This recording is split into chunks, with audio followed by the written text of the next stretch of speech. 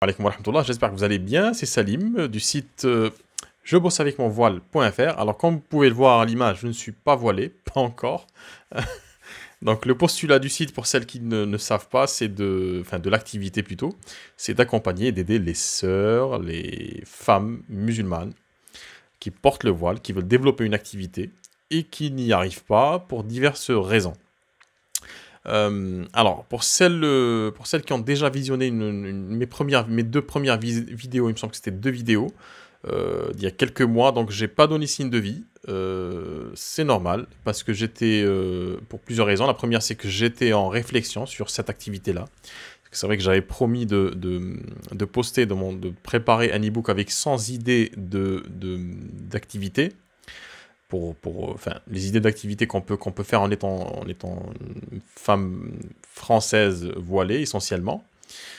Parce qu'en étant voilée, on n'a pas accès à tous les métiers de manière formelle ou informelle. De manière formelle, c'est-à-dire dans les administrations, dans certains postes, de manière très informelle, dans certaines structures privées qui n'acceptent pas, qui voilà, ne tolèrent pas ou n'acceptent pas une femme qui a décidé de porter par elle-même le voile.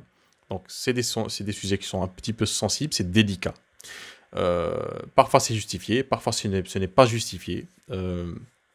C'est-à-dire que parfois, certaines personnes, certaines femmes voilées pensent que parce qu'il y a trop de rejet dans certains endroits, donc elles créent une carte mentale en fait qui leur dit ne fais plus aucun effort parce que tu ne vas pas t'accepter, alors que ce n'est pas forcément le cas. Les gens ne rejettent pas tous les femmes voilées, loin de là. Je ferme cette petite parenthèse, mais bon, si vous écoutez cette vidéo, c'est que la question ne se pose même plus. C'est-à-dire que si vous êtes vraiment dans une démarche de création d'entreprise et d'activité qui vous est propre, vous êtes libre de faire ce que vous voulez. Donc, la réflexion que j'avais en fait par rapport à la création de cet e-book, c'est que je me suis dit, c'est une fausse bonne solution, c'est que ça peut vous induire en erreur. Si je vous donne une certaine quantité d'idées, le problème c'est que quand il y a trop d'informations, c'est pas bon, parce que ça va créer une confusion, je le sais par expérience. J'ai une autre activité à côté, c'est celle d'accompagner justement les praticiens et les coachs en thérapie brève et en médecine douce à développer leur activité. Je sais que l'un des problèmes quand on est entrepreneur ou infopreneur, c'est la quantité phénoménale d'informations qu'on trouve. Ça crée plus de la confusion que de la certitude, hein. D'ailleurs, ça a un nom, ça s'appelle le syndrome de l'objet brillant. C'est-à-dire qu'on va suivre tout ce qui brille, hein, sur Internet en pensant trouver une solution qui va nous aider à régler tous les problèmes. Ce n'est pas du tout le cas, du moins dans la plupart des cas. Et puis aussi, l'autre facette de cette chose, c'est que chaque personne est différente. Donc on a tous nos sensibilités, tous nos façons de réfléchir, de penser, de ressentir les choses. On a aussi nos façons, plutôt nos passifs. On a de l'expérience, on a tous d'expérience dans quelque chose. Donc présenter des idées comme ça à la volée, je ne pense pas que ça soit quelque chose de pertinent. Par contre, j'en aurai quand même mes engagements. Par contre, ce que je vais faire, c'est que je vais, au lieu de présenter cet e-book-là de cette manière-là, en fait, que j'avais annoncé les 100 idées pour développer votre activité, je vais plutôt me concentrer sur des cas emblématiques, des cas précis. Parce qu'en fait, il faut savoir que quand on veut développer une activité, le plus important, c'est le processus. C'est comment faire, en fait, c'est le comment. La première chose, c'est de définir une idée. Savoir si cette idée est rentable ou pas, est-ce qu'elle est intéressante ou pas, est-ce qu'elle est exploitable ou pas. Et puis derrière, le processus qui fait qu'on va développer cette idée dans le temps pour créer un service ou un produit. Donc ce qui est le plus important, c'est ça en fait. Et tout dépend en fait, quel que soit votre champ d'expertise, votre compétence, vous pouvez, en ayant justement ce protocole, ce processus-là de création de contenu ou de valeur, création de valeur plutôt, vous pouvez évoluer rapidement. Parce que les solutions toutes faites n'existent pas. Chaque personne est différente, chaque vécu est différent.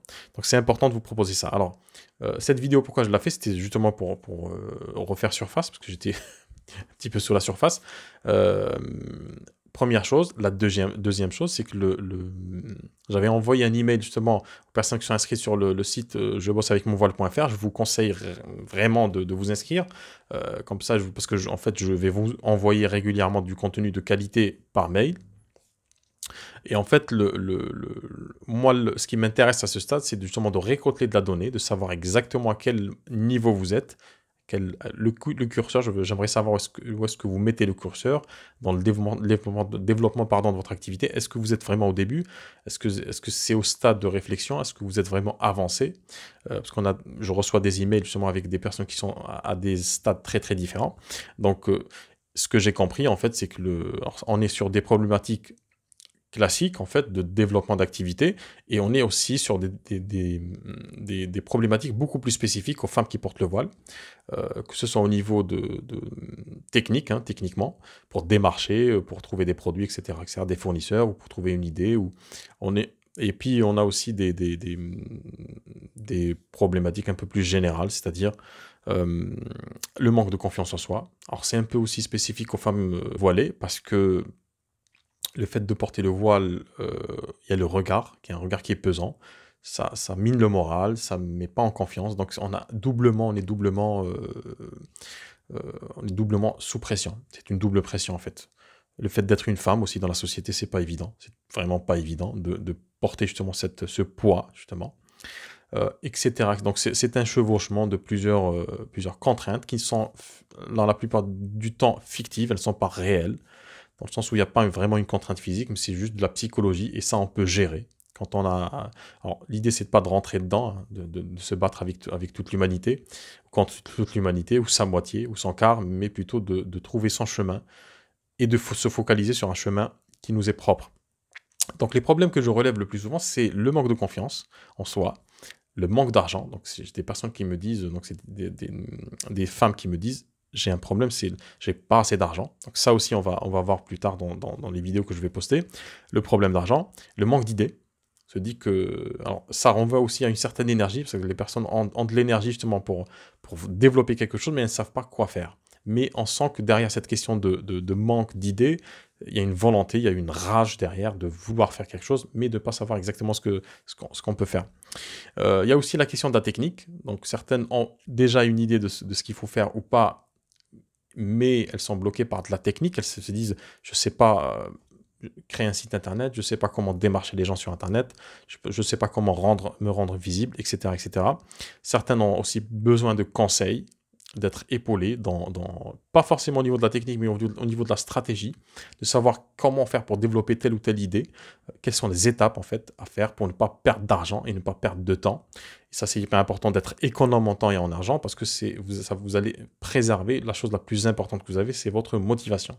Il faut savoir que quand on débute, quand on lance son activité, quand on est seul à la barre, on n'a pas d'employeur, euh, c'est à double tranchant. C'est-à-dire qu'en même temps, on a une certaine liberté, mais d'un autre côté, ça nous met face à nos responsabilités. Donc on est seul à prendre ses décisions, et on est seul aussi à endosser la responsabilité et les conséquences de ces décisions-là. Donc c'est important d'avoir du conseil. Et c'est pour cette raison-là, je pense que je vais mettre en place un système de coaching, en fait un service de coaching dédié. 1 heure ou 1 heure et demie, je n'ai pas encore défini le tarif, pour permettre justement aux sœurs qui veulent développer une activité ou qui ont un blocage, quelque chose qui bloque justement, que ce soit au niveau mental, au niveau technique, donc déjà de savoir exactement euh, comment clarifier son objectif, savoir exactement quel chemin on va prendre, euh, est-ce qu'il faut se former, est-ce qu'on a déjà une compétence, parce que le plus souvent on a des compétences qu'on ne remarque pas.